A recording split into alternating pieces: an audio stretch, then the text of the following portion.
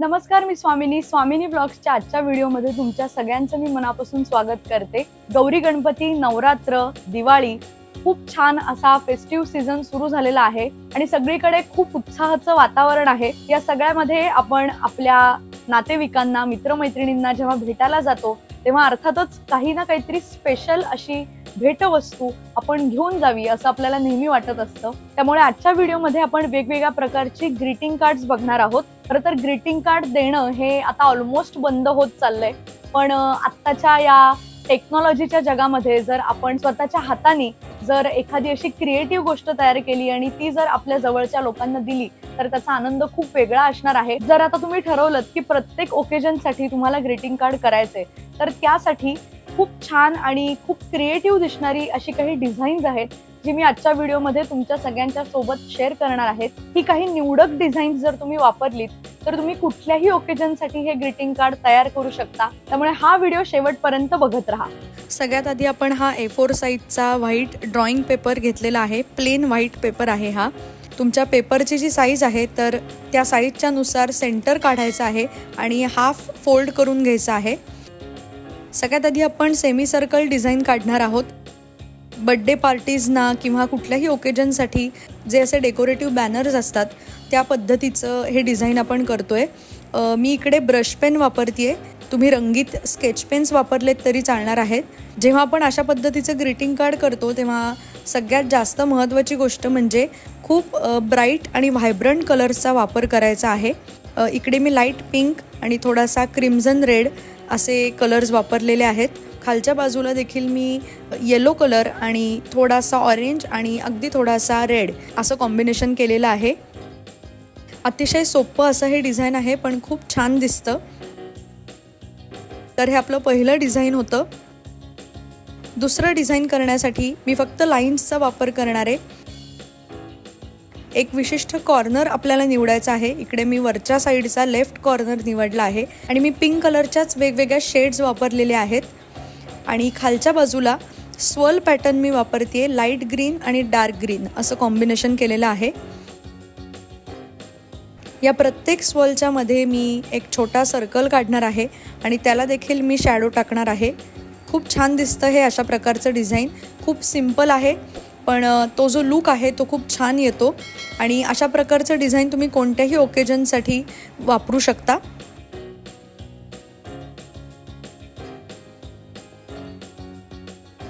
आता मात्र मी floral pattern तयार करतेय। एक खूप छान असं आपल्याला फूल तयार करायचं आहे। परत एकदा मी म्हणले तसं व्हायब्रंट कलर मी वापरतेय, त्यामुळे येलो कलर मी इकडे निवडलेला आहे। पानं देखील मी काही काढली आहेत आणि याच्यामध्ये थोडंसं व्हेरिएशन म्हणून मी एका साईडला लाईट ग्रीन आणि एका साईडला डार्क ग्रीन असा या पानांना दिलेला आहे। अशा प्रकारचं शेडिंग देखील खूप छान दिसतं।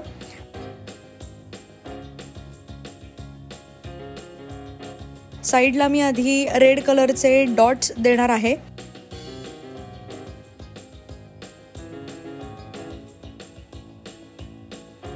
या फुलाला ब्लॅक स्केच पेननी आउटलाईन करून घेतलेली आहे।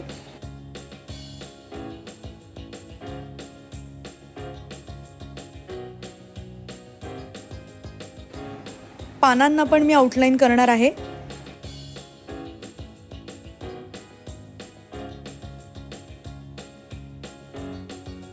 स्वामिनी ब्लॉग्स हे चॅनल जर तुम्ही सबस्क्राईब केलं नसेल तर आता लगेचच सबस्क्राईब करा। शेजारी जी बेल आयकॉन दिली आहे ती पण प्रेस करा, म्हणजे जेव्हा केव्हा मी नवीन व्हिडिओ अपलोड करीन तेव्हा सगळ्यात पहिल्यांदा तो व्हिडिओ तुम्हाला दिसेल। जे आपण आता रेड डॉट्स करून घेतलेले आहेत त्याच्या बाजूने मी ब्लॅक स्केच पेननी एक छोटा सर्कल तयार करतेय, म्हणजेच स्वर्ल पॅटर्न। फुलाच्या मध्ये मी अशा प्रकारच्या या छोट्या लाईन्स काढलेल्या आहेत। तर हे अशा पद्धतीचं एक फक्त कॉर्नर डिझाईन देखील तुम्ही करू शकता।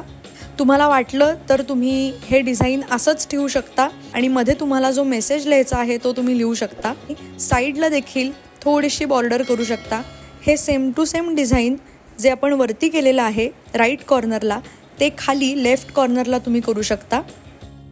आता आपण पानांचंच डिझाईन निवडलेलं आहे, त्यामुळे मी राईट कॉर्नरलाच एक आपण वेल तयार करणार आहोत। ही थोडीशी मीडियम साईजची मी पानं काढलेली आहेत आणि पहिल्यांदा मी लाईट ग्रीन दिलेला आहे आणि त्याच्यानंतर मी डार्क ग्रीन ॲड करतेय।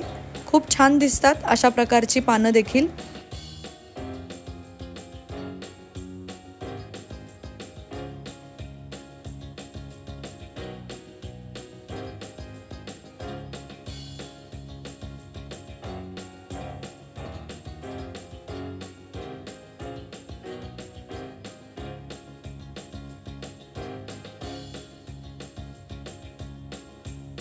अतिशय सिंपल पण खूप सुंदर दिसणारं असं हे डिझाईन आहे।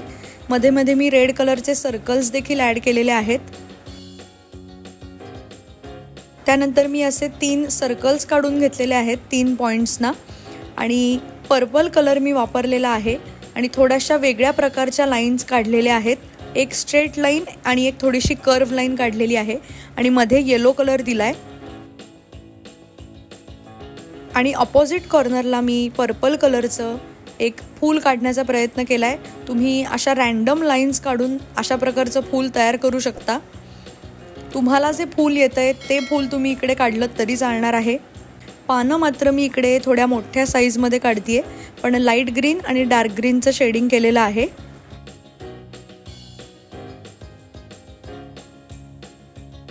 आता मगाशी मी म्हणले तसं आपण एक सिंपल डिझाईन तयार केलं होतं। खास बर्थडे ग्रीटिंग कार्ड जर तुम्हाला करायचं असेल तर तुम्ही अशा प्रकारचा खूप सिंपल केकचं चित्र काढू शकता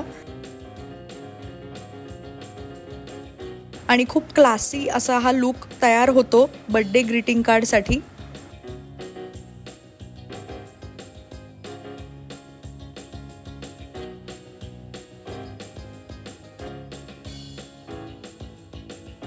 तर अशा प्रकारे आपण आजच्या व्हिडिओमध्ये अतिशय सोपी पण खूप सुंदर अशी ही 4 डिझाईन्स बघितलेली आहेत। तर आजचा व्हिडिओ तुम्हाला कसा वाटला हे मला कमेंट करून सांगायला अजिबात विसरू नका। त्याचबरोबर हा व्हिडिओ जर आवडला असेल तर व्हिडिओला लाईक करा, तुमच्या सगळ्या मित्रमैत्रिणींना, नातेवाईकांना हा व्हिडिओ जास्तीत जास्त शेअर करा आणि स्वामिनी ब्लॉग्स या यूट्यूब चॅनलला नक्की सबस्क्राईब करा। आपण भेटूया पुढच्या व्हिडिओमध्ये। Till then bye bye.